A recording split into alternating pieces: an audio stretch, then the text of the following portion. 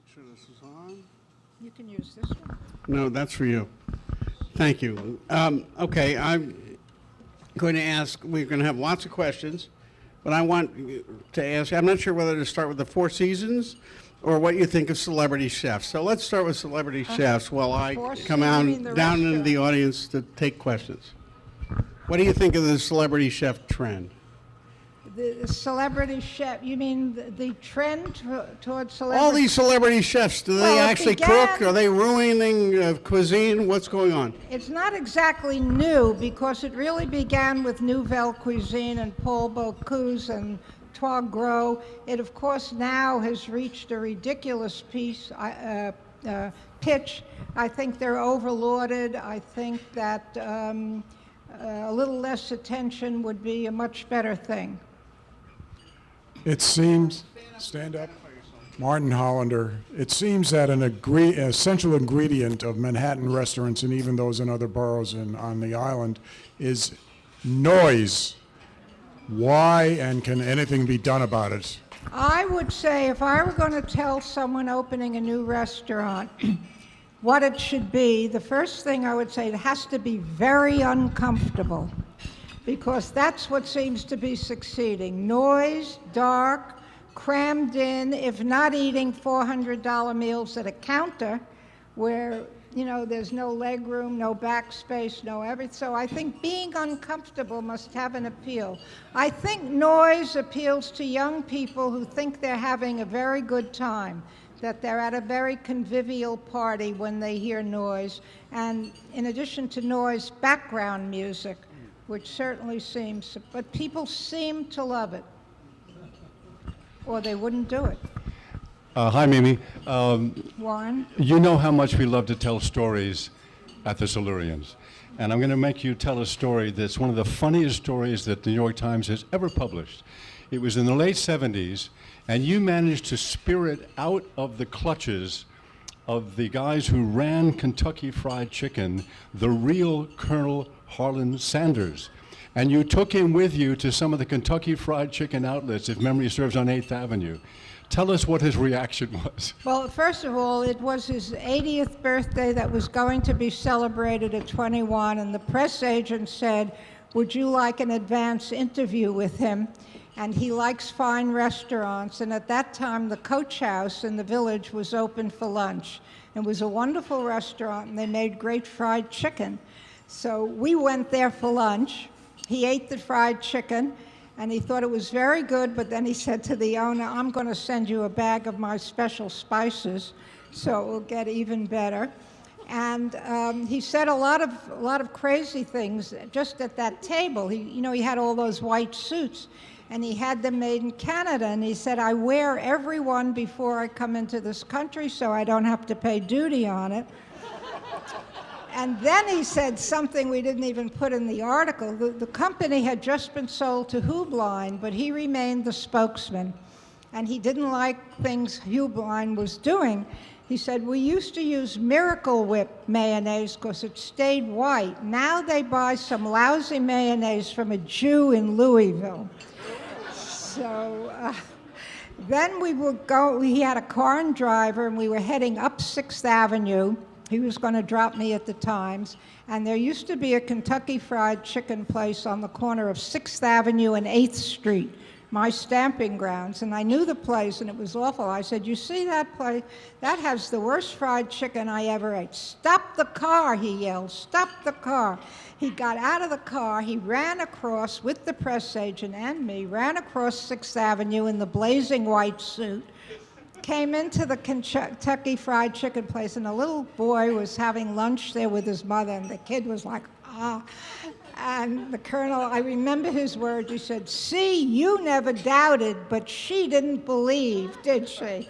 Then he went into the kitchen, and he said to the, whatever you call the cook, preparer, packer, he said, all this is terrible. It isn't your fault. They tell you what to do and you do it. If you pack that chicken when it's warm, it's going to smell like an armpit. And he said all of the food was terrible.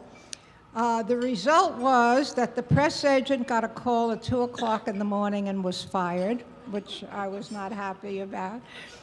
And I had the good grace not to go to the birthday party at 21 the next day, which I understand was more like a funeral than a birthday party. But I do remember a funny story that involved Warren. I don't want to say who the restaurateur was because he's dead and it's unkind, but he was French and he had just opened, he had a famous restaurant in the city, but he just bought one up in Banksville. And we went up, it wasn't a review, I guess I was the critic then, but it wasn't a review, it was a story, and it was for page one in the second front, that we used to call first page of the second section. And this man had turned into a terrible alcoholic, and his wife had been very ill. And Warren ordered Supreme de Volaille, and that reminded this man that his wife had had a breast removed for cancer. And the word breast had him crying at the table. It was one of the most, I thought, Warren, why didn't you order a hindquarter? But there were lots and lots of things like that. Restaurants that wouldn't take money, and if they recognized me, and we had to leave piles of cash on the table and walk out, my husband and I, because we knew if we put it on a credit card, they wouldn't charge it. So there are lots of other stories like that. Any other? Yes? Yes? Hang on, Jerry. I think we have Wait to... 1 second. 1 second. Let me get you a mic. Hi, thank you for being here. Thank you. What would you say are your top 10 or 15, however many you feel like, favorite restaurants in New York now? Top 10 favorite restaurants in New York. Now, that's so tough because it's like always for what? Certainly Sandro's for Italian food is my favorite, although I still love many things at Da Silvano and a few other places of Michael White. I still love the Old Palm for steak, the old original Palm, and I love it for its lamb chops even more than its steak. Boy, that is so hard. French is hard because it used to be La Grenouille, hands down, but now I don't like the brother that has taken it over, so I don't go. But I guess the restaurants of Ballou and Vongerecht, and I love ABC Kitchen. That's one of my big favorite fallbacks. An excellent new one that I find it hard to stay away from is called Upland. And that's very good by the chef who used to be at Buco Alimentari. There's a little restaurant in the village called Meme I go to a lot. It does North African, Israeli food, shakshuka, and great meze, which is something I love very much. Top 10. It's really hard. It's really very hard to answer that. But I can tell you the first two foods I wrote down for 1,000 foods to try was a frozen Milky Way and caviar. And that kind of defined the limits from very plebeian, inexpensive things to very exotic, exorbitantly expensive things. And that was the whole range. Mimi, hi, Jerry Eskenazi. Yes, Jerry. We went reviewing with you some years ago, my daughter, my wife, and I, and it took about 15 minutes after we got the menus, and you said they must have recognized me and are throwing out the food. I'm wondering how often that has happened to you, where you know you've been recognized and the people sort of started running around, scurrying around, trying to change things or do things better. Yeah, I think you and I and your wife and my husband also ate out in Rome together once when we met there. I can tell you, when I knew I was going to be recognized, I would have friends arrive first and take the table and order something. And I was very well known at the Four Seasons because before I was a critic, I worked as a researcher for the legendary Joe Baum in creating the menu for the Four Seasons. It's really how I learned to be a critic. Seeing a restaurant like that put together taught me how to take it apart. So everyone at the Four Seasons knew me, and friends arrived first, got a table, and I said, order some appetizers, we'll be late. Obviously, the reservation was in their name. And when I got there, one of them had ordered smoked salmon, and the Sheraton had on it a dried out tail piece of salmon that they were beginning to carve. When they saw me walk toward the table, they wheeled the whole thing away, went into the kitchen, came out with a brand new salmon. But they didn't do what my mother would have made them do, which was keep slicing until you get to the belly, which was the old way. Everybody wanted it from the middle. I have seen, there used to be dessert wagons in restaurants with big cakes on them. Even if I got there at 10 o'clock at night, if the cakes were all cut up, they wouldn't open a fresh cake at that hour, they wheeled it away and came back with all fresh cakes. They've changed bread on the table because what they first put down, I guess they thought was stale. One restaurant, it was called the Palace in the Sovereign Hotel, at that time sort of known as the most expensive restaurant in the world. And my husband and I went with Frank Pryal and his wife because Frank wrote about wine. And when it was a serious restaurant, I would ask him to come along and do a sidebar on the wine because he was really serious and he knew. And we ordered a duck. Someone ordered a duck for two. And we waited and waited and waited. And Frank kept ordering and ordering and ordering. And we had a check that was something like $600 or $800 long, long ago. And I went into Abe Rosenthal. I said, I have this terrible check. You want me to put it through all at once, or do you want me to send in some different receipts and break it down? He said, where would you get the receipts? I said, I have blanks. So he... But the story later was that every duck, the first 3 ducks they had done were overdone. And they kept starting over so that they could get one that was medium rare for us to shave. Valenti told me many years later that's what had happened. So those are really a lot of things they can do. There's the expense account story I promised. Hi, Mimi. Myron Rashetsky here. One time, many years ago, I went to a Barnes & Noble book event for Frank Bruni, one-time New York Times restaurant critic. And during the Q&A, I asked Frank Bruni, restaurant critic, what kind of cook were you? Were you a good cook? And he confessed he was not a good cook, and it had even started kitchen fires. Have you ever started a kitchen fire? No. And are you a good cook? I'm a very good cook. I'm not a good baker. I don't like to bake. I've mastered about 10 things, but it sort of began with cooking. However, I don't think you have to be a good cook to be a good art critic. I think you have to have had the food, you have to have known what was in it. One of the best food writers I've ever known and read who inspired me, A.J. Liebling, could not cook. I once asked his widow, Jean Stafford, if he could cook, and she said, no, he couldn't, but he could give excellent instructions to a cook on how something should be prepared. And she went on to tell me how he instructed one of their cooks to prepare a rack of lamb. So he didn't do it himself, but I don't think an art critic has to be a good painter. If he were a good painter, he might not be an art critic. Mimi, Bill Deal, ABC News. The New York Times recently changed their dining section, and now it's just called food. That's what it used to be called. Was it? Yeah. Well, why did they go back to it? Are you happy with that? I really don't care. I mean, either name works for me. What I did like better when I was doing it is that the restaurant reviews were not in the food section.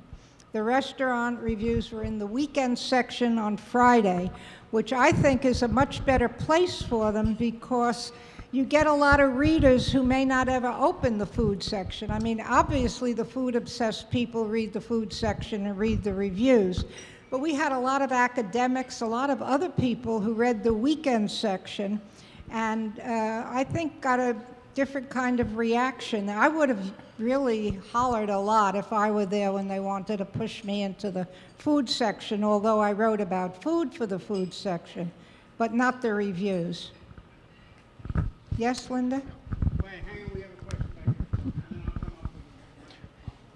Stuart Campbell, Mimi. Yeah. You mentioned Vegemite was among the foods that you really detest, and I wholeheartedly agree with you. Can you tell us any times that you had to order certain foods at restaurants that you really had no great hopes for, that you really detested, that you were forced to eat? I'd be in big trouble now because I hate kale. And it seems to be in everything. In the olden days, kale was pretty good in soul food restaurants because it was cooked with ham hocks, and it got very, very soft, so it had a lovely soft greasiness. Tripe is something I had trouble with. I really hated it. And in that instance, it was probably the only time, if someone at my table were a tripe fan, I would report on that person's opinion. Otherwise, I never did. I mean, I didn't care what the other people at my table said. That might cause me to take a second taste, but tripe was something. And then there was something I had, I don't know if I would have rejected it had I known in advance, but it was in 2009, I was in Hanoi, and I was taken at midnight to a real street place for pho, that famous noodle soup, and this place had an enormous array of things you could put in it, maybe 50 things spread out, and they mixed one for me, and there was one meat in it that was a little tough. So I said to the vendor, "What is this meat?" And there was a little language barrier, French, Vietnamese, the person who took me was Japanese. And finally, he couldn't make it understood any other way. He pointed to his groin and said, "It's from a man." To which I could only think, ouch, poor devil. But it was, of course, from a bull. And it just tasted like dried beef, and why not? We eat any other part. But I might have paid a little more attention if I had known that in advance. I mean, it was cut up, it was all in slivers. It didn't look like that. But I did once turn down a meal. Someone invited me in Macau for live monkey brains eaten from the head of a live monkey. And I said no, though if anyone remembers the writer Robert Rourke, The Poor Man's Ernest Hemingway, yep. I think he once wrote about having that meal in Macau. It's like Hannibal Lecter. Yes? Well, it's very hard to follow up on a question and an answer like that. I'm here, Mimi. I'm Linda Amster. Yes. And I was going to ask what I thought would be a very interesting question, but that is certainly the better answer to a better question. I, of my generation and my upbringing, thought I had a pretty good palate. Of course, yours is much more extensive and better than mine, but I notice now that in restaurants there are so many ingredients I don't know, not kale, but other things, with heat being a primary taste in lots of things. I wonder whether you've observed that, whether you think that's just a trend, or whether the world is changing into a more international palate like that. I think that's true, a more international palate. And of course, if the blend, as in traditional Indian curries, for example, which always had dozens of spices in it, and if it works, it's fine. But I do think there's an attempt for shock appeal in creating recipes. I wrote a memoir called Eating My Words because that's what I thought we critics were doing. I sometimes think that a chef decides on a dish and then he says, now what could I add to it that will get their attention? How about corn fungus, which is an ingredient, or fennel pollen? They'll say they have flavors, and they do, but I really believe that with many of them who are very publicity-minded, they do add something for copy. Just as fashion designers design outlandish costumes that no one will ever wear to get the press, I think that's happening in food now. That's it? I'm curious about the relationship among the various. I'm curious about the relationship among the various food critics in New York City. like those who write for New York Magazine or Time Out or the Zagat and the New York Times. Are you friendly with each other, or is there a sense of competition? I'm not friendly with any of them, and I don't know if they're friendly with each other. I know a few who, I do know a few people who write about food who say they eat with Pete Wells once in a while, or Adam Platt, and so on, but I don't know how friendly they are with each other. We were not friendly with each other, and I made it a point, never, not with other critics, but never go to any place where there would be a restaurateur or a chef, including Christmas parties at my friend Enid Nemi's house, because she used to have Faith Stewart Gordon and Elaine Kaufman, and I didn't want them to see me. I didn't want to have to smile and be nice and then write something nasty a little later. I wore a lot of wigs. My only disguise were wigs and glasses. And I can tell you there was nothing more embarrassing than walking into a restaurant with a wig, which happened to me with Seymour Topping once at a Chinese restaurant. You come in with a wig, and the manager says, "Good evening, Miss Sheraton." Then you don't know what to do. That restaurant was a dish of salt, and we had a big altercation for a long time after that. Before I hand the mic over to this corner, do you take pictures of your food? No, Does it upset you when people do next to you? not unless it takes too long and the food gets cold. If I'm eating with someone who's going to write about it, because now I'm friendly with a few critics outside New York. I don't really have any friendship with the critics in New York. I just don't know them except for Rob and Robin, who are marvelous on New York Magazine. If they're doing it for work, then I'm patient and let them. What I hate is people who take pictures of their friends at the table with big cameras and stand up because the group is all together someplace. So chefs don't like it. It takes up time. They say the food gets cold, but very few ban it. Mimi, Mike Candell. I'd like to ask you a question about the inside the soul of a critic. You know very well that if you're going to give a restaurant a negative review, it's really going to hurt their business. How does that factor into how you deal with it? Well, I'll tell you what Abe Rosenthal told me when he named me the critic. It's okay to slap a man in the face, but you don't have to cut him with your ring. I remember that statement of Abe's all the time I did it. I mean, you're sorry, but if it's a well-known restaurant with a big following and it's not good, you have to do it. If it's an unknown restaurant, if someone says, I know this little place on 74th Street, and you go and it's terrible, you're not going to write about that. That's saying, don't go to this place you never heard of. So it was only when it was in the public eye that I would do that. While I'm walking the mic back, what about fraud in seafood? Do you see that more and more? I didn't hear you. Fraud in seafood. People serving fish other than Dover sole or organic salmon for wild salmon. You mean cheating? Lots of it. Red snapper was always a big fish that people cheated on. I did a story for the Times where I gathered red snappers from fish markets all over, and I took them to the head ichthyologist of the Museum of Natural History, and by counting vertebrae and other things, he told me which was not a real red snapper, which was a mango snapper and an orange snapper and a white snapper, but not a red snapper. Which would have been good for Sol Bello, because he almost died after eating red snapper. But is it getting worse or better? It's getting worse, I think, especially with fillets.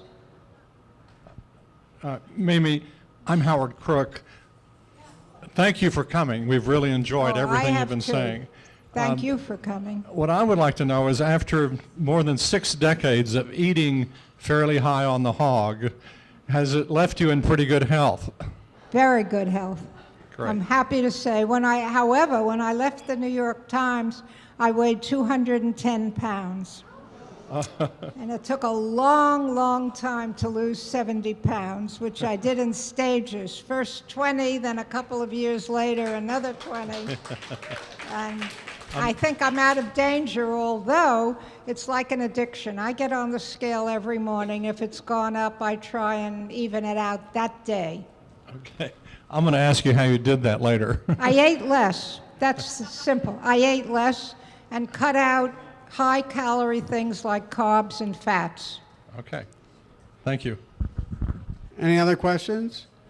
Will you tell us about the hoo-ha at the Four Seasons? You mean the current argument? Well, that and the allegations against one of the... I can't tell you anything about the allegation because I don't know if Nicolini did that. I mean, he seems to say he did it because he apologized. So there's nothing I can tell you about it except that it's reprehensible, and he couldn't have done it at a worse time in terms of what's going on with the restaurant. Well, when that restaurant goes, is that going to be the end of an era, or what will it mean anything? No, I don't think the place without the name will mean anything, and I don't think the name without the place will mean anything. And I think what's at the bottom of this, and I'm really speaking now out of my own supposition, my own head, one of the problems is that the name is owned by the two current operators with a small amount by one of the Bronfmans. If Abbey Rosen wanted to keep that name in that place, he would have to give them many millions of dollars, which I think is what they're waiting for and what he's trying to avoid. I mean, if I were their age and I had had that much money saved up and someone gave me $20 million for the name of the restaurant, I would take it and run. But I don't know who's going to blink, if anyone. Well, thank you very much, Mimi. You were just fabulous. Before you go, I want to bring up Betsy Ashton, who is going to succeed me as the president, and she's got a lot of things in store, but the first thing is she wants to talk to you about name tags. Yes, sure, stay here. Congratulations on your reign. Congratulations or condolences are in order, I think. Hello folks. A couple of things in order before you run out the door and enjoy a wonderful summer.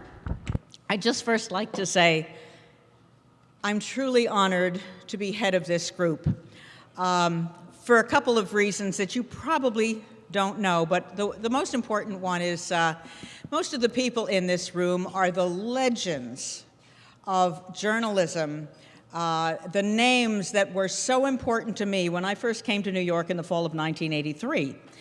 And you were all of mostly the print people who were doing terrific things, and I was the consumer reporter at CBS News. And so, okay, you always look down on the TV people. I was a cute blonde then, but not the cutest blonde. I was an okay looking blonde, but I did have a brain, which is not what you thought of most of the other cute blondes in television. And I used to run a unit, an investigative unit. I was in the sort of Ralph Nader version of consumer affairs, covering anything that affected your health, your safety, or your pocketbook, which left a lot of territory. And there used to be the morning meeting at 10 o'clock. That was always in the television room when we decided on what the stories were. And I actually covered a beat, and I actually knew what was going on. I was a real reporter, and I would say, I have to go do this. This is really going to be a big story. It's really important. No, go out and cover, go cover this. The next day, it would be the lead story in the New York Times. Oh, Betsy, now you go out and cover it. It was a little frustrating, but yes, that was the way TV worked. You folks set the agenda. I read all of your stuff. It was wonderful, and it's a real pleasure to be here with all of you. I will say that there are a couple of things, a couple of housekeeping things, but one in particular, we'll talk about the fall in a second. But first, I think we all need to thank Ellen Frank for having done a fabulous job the past 2 years. Thank you. The speakers. Okay. We have regularly had attendance, because I checked you in, of 90 and 100 members coming back for these luncheons because we've had fabulous speakers. Mimi Sheraton, Preet Bharara, Walt Bogdanich, Neil Shapiro, Lynn Scherer, Gerard Baker, Lucinda Franks Morgenthau. I mean, we had stellar people all the time, and it's the president's job to lure those people in, and Alan, you really did it. Thank you so much. Thank you, Betsy. I've known Betsy since the early 70s when came off the plane from the Anchorage Daily News to the Washington Star, and there she was as a radio reporter covering sewer meetings in Fairfax County with me. Anyway, I'm quite confident that she's going to do a fabulous job and have an even better all-star lineup of speakers as time goes. You'll see. Stay tuned. Well, thank you, Alan. I appreciate that, and I will say this, because with the help of some really terrific board members, that will happen. As you know, I'm not retired. I actually started up a new career 9 years ago, and the good news is it's going great. The bad news is I'm the one that does it. I'm the one that does the paintings, and if I'm not there, it doesn't happen. So I really will be depending on a lot of good people, and we do have a good board. Some in particular, Mr. Kandel, our former president over here, has helped already line up 3 speakers for the fall. Where's Ralph Blumenthal, who also has been working on this. I mean, we have terrific people. Mort, who keeps us with membership. Karen Richardson, who I've been thrilled to be working with. She's a treasurer who actually knows how to manage money properly. It's wonderful, with a journalism group, no less. And we have, and where's Linda Amster, who has been taking, notes, doing beautiful jobs. With these people, we're going to be rolling. I will tell you to mark your calendars, and you'll be hearing more from me via email. But our lead-off event of the fall is going to be on Thursday, September 24th. We have Matt Winkler, the founder of Bloomberg News, the controversial Matt Winkler, is going to be here and will talk to us a bit about founding it and whatever is going on at the moment with Bloomberg News. And we also have on Wednesday, October 21st. We're going to be moving after that meeting to Wednesdays. The board voted on all of this, and it turned out that Wednesdays were the dates that most of the board members could get to. I know it's tough with everybody, but that was the day that they voted on. So Wednesday, October 21st, we have Bill Keller, who is coming. So mark that in your calendar. We are going to have our big dinner, is going to be on Tuesday, November the 17th. We voted today. I think I'll hold off on announcing our award winner because we need to see if he is available. But we've got someone for our Lifetime Achievement Award. We've got some really, really good people to honor. You'll hear more about that shortly. Jane Bryant Quinn will be talking to us in the winter. We've got just a good year coming up and a long list of other good speakers that we hope to bring in here so that you'll want to come back and have 80, 90, and 100 people again. More details over the summer. But 2 housekeeping items. Do you like having these name tags? Okay. I know big print is good. Yes. All right.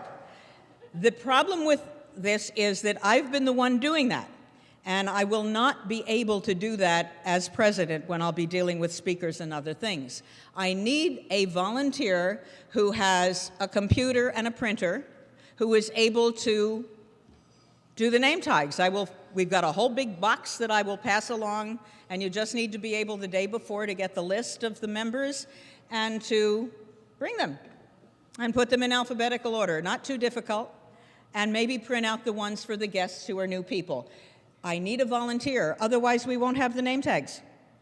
Do I see a volunteer? Can somebody help me with this? If not, we may have to bring in an intern to do the job. Okay, looks like that's going to an intern. And the other thing is, do you like being able to charge with credit cards? All right, well, I've been doing that too. And I won't be able to sit there and do the credit cards. I need somebody who has an iPad, who can help us to check people in and take credit card charges. Easy to do. I can teach you how to do it in one lunch.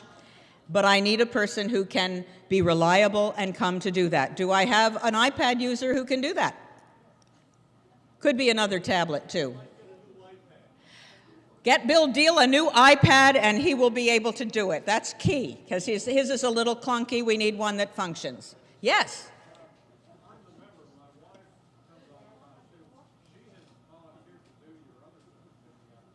For the name tags, is that?